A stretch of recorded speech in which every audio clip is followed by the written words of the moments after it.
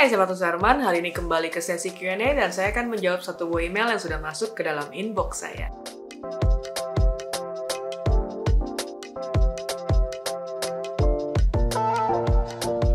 Makasih banyak buat teman-teman yang udah kirim email ke martasuherman@gmail.com. Hari ini saya akan memilih satu buah email untuk dibahas, dan email yang saya pilih hari ini adalah email dari rashid@cbn.net.id. Dear Ibu Marta Suherman, selamat pagi dan salam sejahtera. Semoga Ibu dalam keadaan sehat dan bahagia. Mohon maaf sebelumnya, perkenalkan saya Dedi L. Rashid. Saya baru belajar ilmu audio videografi dan ingin bertanya setelah melihat beberapa channel YouTube-nya Ibu Marta. Saya mempunyai masalah dengan beberapa lampu display di decoration wall yang warnanya blur dan tidak jelas. Di sini foto terlampir. Adapun data-data peralatan yang saya gunakan adalah sebagai berikut. Kamera Canon EOS M50 Mark II, kemudian lensa 10-18mm, posisi kamera di video Canon yang saya gunakan sebagai webcam ke video switcher, kemudian white balance Kelvin 5200. Mohon informasi bagaimana setup kamera agar warna wall display tersebut terlihat bagus dan kontras. Terima kasih dan mohon sarannya. Kemudian dilampirkan 4 buah foto. Foto yang pertama, foto yang kedua, ketiga, dan yang keempat.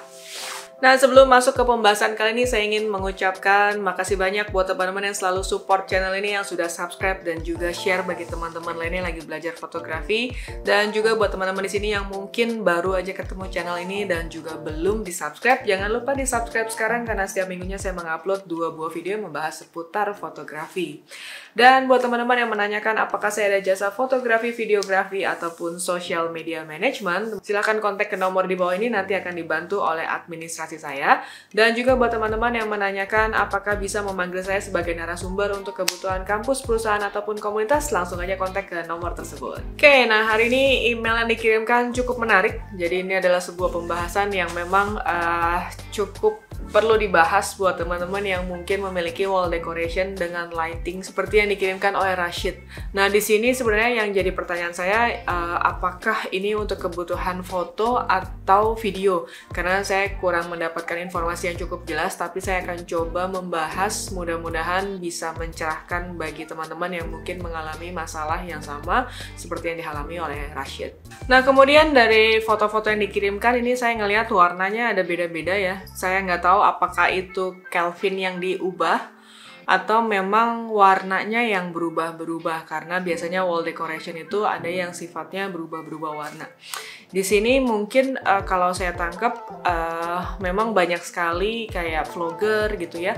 Nah, itu yang menggunakan background yang berwarna-warni ya, dan biasanya memang bentuknya seperti cup gitu ya, seperti yang kalau saya pakai Nanlite punya Pavo Cup. Nah, itu sebenarnya bisa digunakan buat teman-teman yang ingin vlogging atau ingin menambahkan ambience warna dari ruangan di mana kita nge-shoot gitu ya. Nah, di sini teman-teman sebenarnya harus perhatikan dan juga harus berhati-hati terhadap sumber cahaya yang diletakkan direct dalam sebuah frame kita. Karena di sini otomatis sebuah kamera ataupun kamera biasanya begitu mereka melihat ada sumber cahaya yang cukup keras, pasti itu akan washing out. Jadi artinya detailnya itu akan menghilang. Bagaimana caranya supaya detailnya nggak hilang? Kita harus membuat foto itu lebih under. Jadi settingan itu harus dibuat lebih under. Jadi kalau misalkan teman-teman ingin memotret sebuah let's say misalnya di bangunan cityscape gitu ya, teman-teman mungkin pernah ngalamin kayak, oh ada billboardnya nih, saya pengen dapet billboardnya itu gambarnya tetap clear, ada informasinya.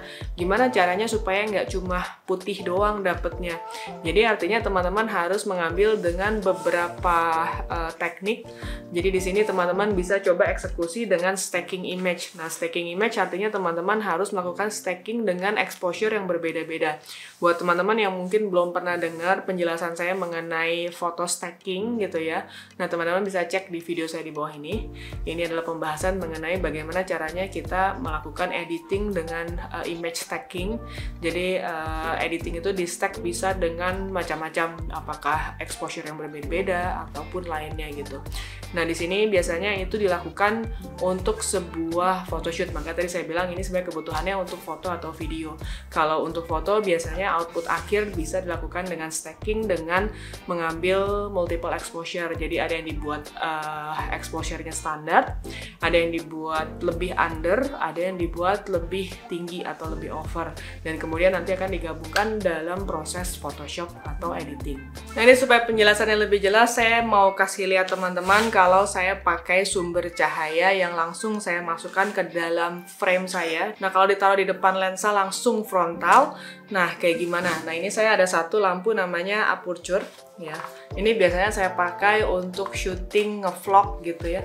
Ini kalau saya taruh di depan, teman-teman bisa lihat muka saya itu kan langsung otomatis berubah jadi agak lebih gelap ya. Jadi sumber cahaya yang masuk frontal sekali ke dalam lensa itu pasti akan mengganggu.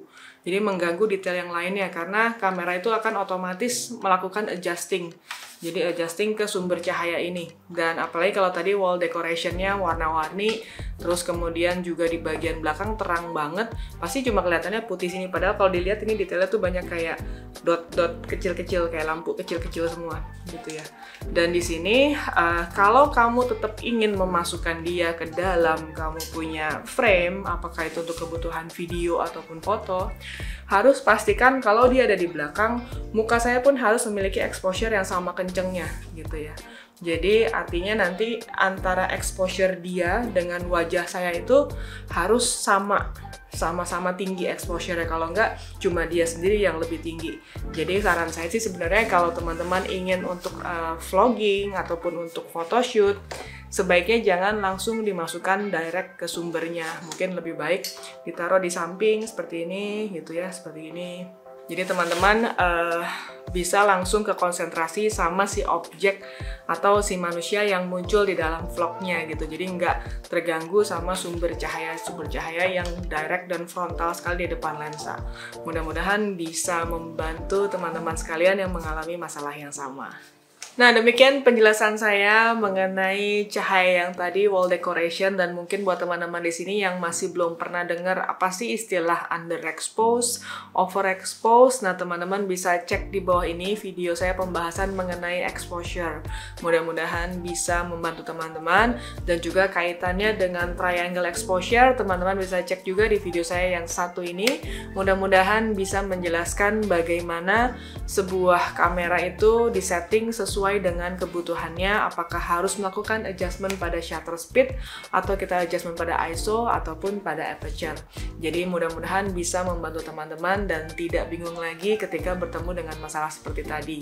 Nah, demikian pembahasan saya kali ini, mudah-mudahan bisa menjelaskan teman-teman.